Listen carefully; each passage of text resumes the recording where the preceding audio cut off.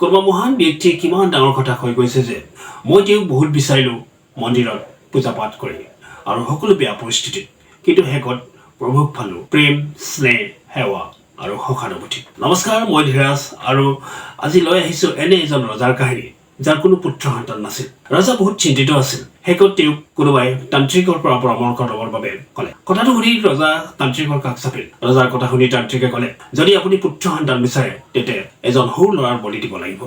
ৰজাক যিহেতু উত্তৰাধিকাৰীৰ বাবে এজন পুত্ৰ সন্তানৰ খুবেই প্ৰয়োজন আছিল, সেইবাবে তেওঁ তান্ত্ৰিকৰ কথা স্বীকাৰ কৰি সমগ্ৰ ৰাজ্যত এই কথা বিয়পাই দিলে যে যোনে তেওঁক বলি দিবৰ বাবে এজন সৰু ল'ৰা দিব পাৰে, সেই পৰিয়ালটোক বিনিময়ত ধন, টকা পইচা বহুত দিয়া হ'ব। সেই ৰাজ্যত এটা বহুত দুখীয়া পৰিয়াল আছিল। তেওঁৰ বহুতো পুত্ৰ সন্তান আছিল। সেই ঘৰৰ মুৰব্বীজনে ভাবিলে যে যিহেতু মোৰ বহুত পুত্ৰ সন্তান আছে, গতিকে এজন পুত্ৰক মই ৰজাৰ হাতত গতাই দিওঁ, বিনিময়ত বহুত টকা পাই যাম। তাৰপিছত ৰজাই তেওঁৰ সৈতে যি কৰে কৰিব, মাৰিলে মাৰিব, বলি দিলেও দিব, কি চিন্তা আছে, আৰু বহুত ল'ৰা আছে দেখোন। সেইমতে টকাৰ বিনিময়ত সেই মানুহজনে ল'ৰাটোক ৰজাৰ হাতত গতাই দিয়ে। তাৰ পিছদিনাখন তান্ত্ৰিক আহিল, ল'ৰাজনক মাতি অনা হ'ল। ৰজাও আসন গ্ৰহণ কৰিলে। বলি দিয়া কাৰ্যসূচী সম্পাদন কৰিবৰ বাবে সকলো সাজু হ'ল। তাৰপিছত ৰজাই সেই সৰু ল'ৰাটোক সুধিলে যে তোমাৰ কিবা শেষ ইচ্ছা আছে নেকি? ল'ৰাটোৱে ক'লে, হয়, মোক অলপ ইটা আৰু মাটি আনি দিয়ক। ল'ৰাজনৰ শেষ ইচ্ছা পূৰণ কৰিবৰ বাবে তেওঁ খোজা সকলো বস্তু আনি দিয়া হ'ল। তাৰপিছত ল'ৰাজনে সেই ইটা আৰু মাটিৰে সৰু সৰু 4টা বিল্ডিং নিৰ্মাণ কৰিলে। তাৰপিছত তেওঁ এটা এটাকৈ 3টা ঘৰ ভাঙি দিলে আৰু শেষ 4 নম্বৰ ঘৰটো তেওঁ সেৱা জনাই প্ৰাৰ্থনা কৰি ৰজাক ক'লে যে এতিয়া মোক বলি দি দিয়ক। তান্ত্ৰিক আচৰিত হ'ল।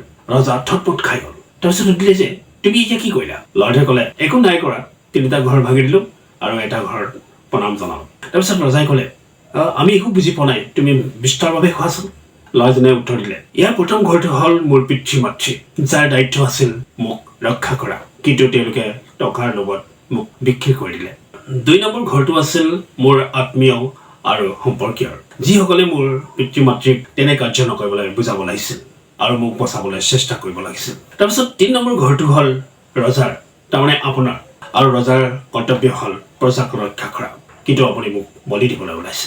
আৰু 4 নম্বৰ ঘৰটো হ'ল ভগৱানৰ, আৰু ভগৱানৰ বাদে এই পৃথিৱীত কোনো কাৰণ নহয়। সেয়ে মই জীৱনৰ শেষ পলত তেওঁক প্ৰাৰ্থনা জনালো। ভগৱানৰ ইচ্ছাৰ বিৰুদ্ধে কোনো যাব নোৱাৰে।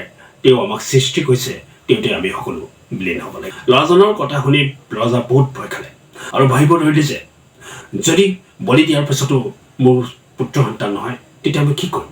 এই নিষ্পাপ শিশুটোক বিনা কাৰণত প্ৰাণ কাঢ়ি লোৱা কাৰ্যৰ বাবে ভগৱানে জানো মোক ক্ষমা কৰিব?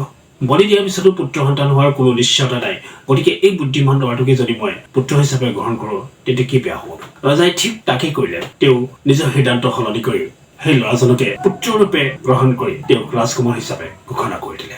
কাহিনীটো বহুত সৰু হয়, কিন্তু ইয়াৰ পৰা আমি বহুত কিবা শিকিব পাৰোঁ। যদি জীৱনত সকলো ৰাস্তা বন্ধ হৈ যায়, সকলো দুৱাৰ বন্ধ হৈ যায়, তেতিয়া এটা দুৱাৰ সদায় খোলা থাকে, সেয়া হ'ল ভগৱানৰ। তেওঁ কাৰো সৈতে অন্যায় নকৰে, মাথো তেওঁক সম্পূৰ্ণ বিশ্বাসেৰে, আস্থাৰে আৰু শ্ৰদ্ধাৰে সৈতে আৰাধনা কৰক আৰু পৰস্পৰৰ সৈতে প্ৰেম বিতৰণ কৰি চলক আৰু সমানুভূতি বনাই ৰাখক।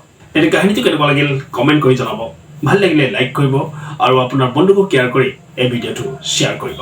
আৰু যদি আপুনি এতিয়ালৈকে আমাৰ চেনেলটো ছাবস্ক্ৰাইব কৰা নাই, তেতিয়া ছাবস্ক্ৰাইব কৰি ল'ব আৰু কাষৰ বেল আইকনটো প্ৰেছ কৰি ল'ব, যাতে এনেধৰণৰ ভিডিঅ' আপোনাৰ সৈতে শ্বেয়াৰ কৰিব পাৰোঁ। তেতিয়া আজিলৈ আহিলোঁ, পুনৰ লগ পাম নেক্সট ভিডিঅ'ত। তেতিয়ালৈ সুখত থাকক, আগবাঢ়ি থাকক। জয় আই অসম।